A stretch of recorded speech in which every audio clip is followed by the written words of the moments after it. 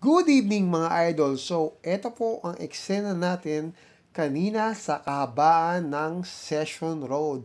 So, merong event mga idol na tinatawag dito sa Baguio ngayon every time na may panagbenga. So, sinasarado po nila yung kahabaan ng Session Road and marami po kayong stalls na makikita dyan kahit anong klase itinitinda po dyan. So, meron din mga restaurants, coffee shops, and everything. And ang tawag po dito mga idol is Session in Bloom.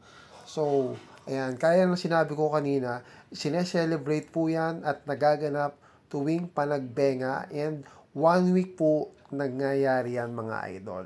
At syempre, hindi po natin palalampasin yan at kailangan nating i-experience ang Session in Bloom. Kaya ini-enjoy lang natin mga idol yung moment na nandito tayo sa Baguio kasi hindi naman po palagi tayo nakaka-experience na ganito.